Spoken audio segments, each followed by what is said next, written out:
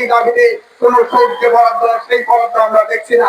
সংগ্রামী বন্ধুগণ, আমরা সে কারণে বলছি যে এই বাজেট এটা হলো গতানুগতিক বাজেট।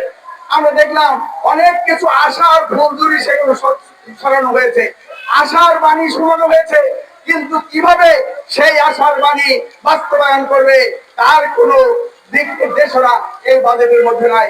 সংগ্রামী বন্ধুগণ, সেখানে আমরা দেখলাম কর্মসংস্থানের ব্যাপারে কোন ধরনের দিক নির্দেশনা নাই।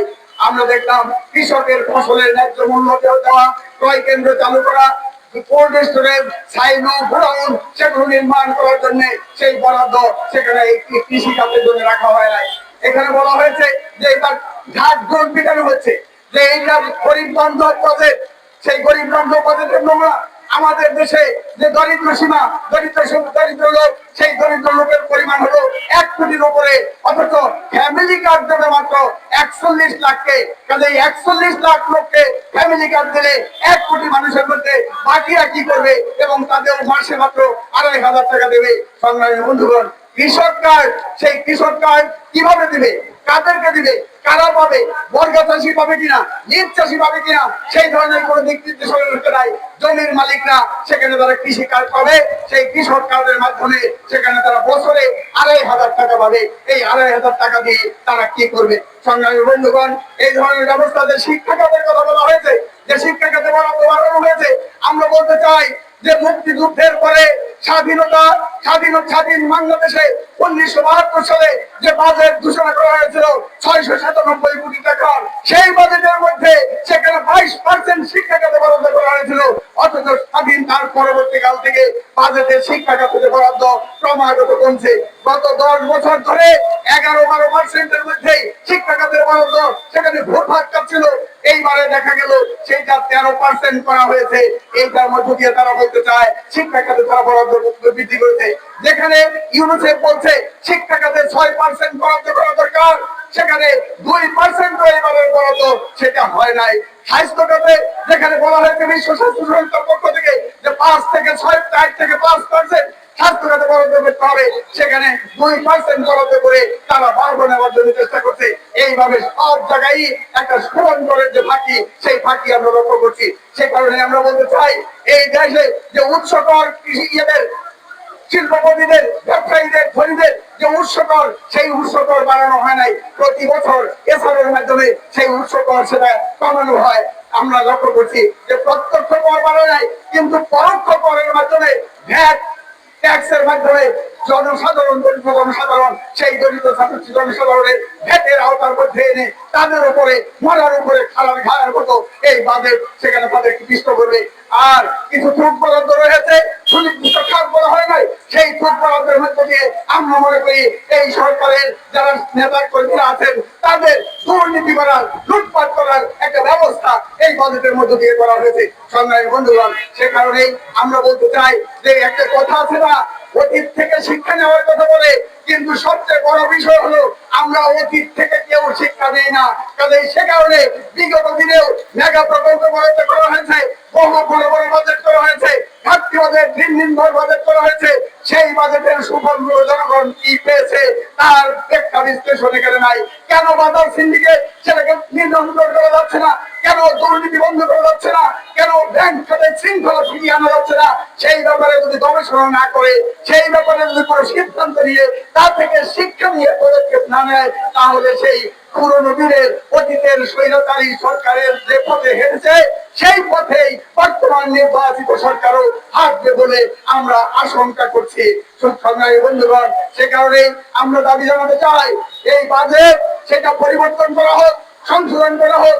শিক্ষা খাত, স্বাস্থ্য খাত, কৃষি খাত, সামাজিক সুরক্ষা খাত, পরিবেশ জলবায়ু খাত, সেই খাতে অগ্রাধিকার দিয়ে বরাদ্দ করা হোক এবং এখানে জনগণের কল্যাণে সেই সমস্ত বরাদ্দ সেগুলো করা হোক। সেইভাবে বাজেট পুনর্নির্ধারণ করে বাজেট পাস করা হোক। সংগ্রামী বন্ধুগণ, আজকে আপনারা জানেন এখানে এই বাজেটে বাণিজ্য চুক্তি সেটার ব্যাপারে কোনো কথা নাই, সেখানে আমাদের যে বন্দর সেগুলোর ব্যাপারে কোনো কথা নাই।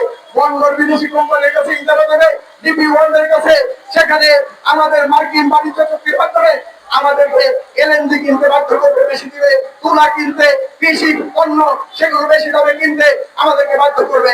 মার্কিন যুক্তরাষ্ট্রের বোয়িং বিমান গত 10 বছরের মধ্যে সারা দুনিয়ায় যে বিমান দুর্ঘটনা হয়েছে সেই বিমানগুলো হলো এই বোয়িং কোম্পানির বিমান। অথচ বাংলাদেশের যে সরকার, সেখানে অন্তর্বর্তীকালীন সরকার যেই চুক্তি করেছে সেই চুক্তির বলে বর্তমান নির্বাচিত সরকার ওই বোয়িং কোম্পানির কাছ থেকে 45,000 কোটি টাকা দিয়ে এখানে 14টা বোয়িং কেনার জন্য তারা চুক্তি করেছে। জ্বালানি বিষয়ে তারা সমঝোতা চুক্তি স্মারক করেছে। আমরা দেখলাম সংবাদপত্রের মাধ্যমে আমরা লক্ষ্য করেছি এখানে বিগত দিনে যে পিএসসি ছিল, প্রোডাকশন শেয়ারিং কন্ট্রাক্ট, সেইটা সম্পূর্ণ নবায়ন করে নতুন করে পার্কিং যে কোম্পানি, বিদেশি যে কোম্পানি, তেল কোম্পানি, জ্বালানি কোম্পানি, সেই কোম্পানিগুলোর স্বার্থ রক্ষা করে পিএসসি করা হয়েছে। সেই পিএসসির মাধ্যমে ওই সাগরে গ্যাস অনুসন্ধান ও উত্তোলনের দায়িত্ব জন্য তাদেরকে টেন্ডার আহ্বান করা হয়েছে। আমরা বলতে চাই জাতীয় স্বার্থকে জবানবন্দি দিয়ে বাপেক্স পেট্রোবাংলাকে অলস বসিয়ে রেখে বিদেশি কোম্পানিকে এনে তাদের স্বার্থে আমাদের এই জ্বালানি খাত তাদের কাছে তুলে দেওয়া যাবে না।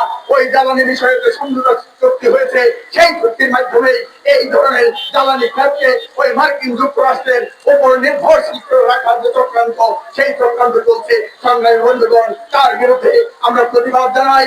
আমরা সারা দেশের মানুষকে ঐক্যবদ্ধভাবে এই গণবিরোধী বাজেট এবং মার্কিন যুক্তরাষ্ট্রের সাথে যে সম্পাদিত চুক্তি হয়েছে সেই চুক্তির বিরুদ্ধে ডিপি ওয়ার্ল্ডকে যে বাংলাদেশের নিউমরিং কন্টেইনার টার্মিনাল ইজারা দেওয়ার জন্য চক্রান্ত চলছে তার বিরুদ্ধে দুর্বার আন্দোলন গড়ে তোলার আমরা আহ্বান জানাই। সংগ্রামী বন্ধুগণ, আমরা যখন এই বাজেট পরিবর্তন পরবর্তীতে এই সমাবেশে মিলিত হয়েছি, সেখানে আমরা লক্ষ্য করলাম সারা দেশে ইতিমধ্যেই হামে 650 মতো শিশু তারা মৃত্যুবরণ করেছে।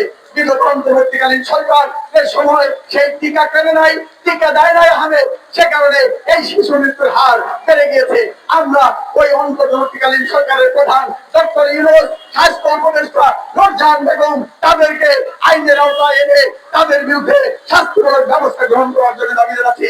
একই সাথে হামকে জরুরি স্বাস্থ্য, জরুরি চিকিৎসা সেবা সেখানে উল্লেখ করে, পরিস্থিতি উল্লেখ করে এই হাম পরিস্থিতি নিয়ন্ত্রণ করার জন্য আমরা আহ্বান জানাচ্ছি সরকারের পক্ষ থেকে।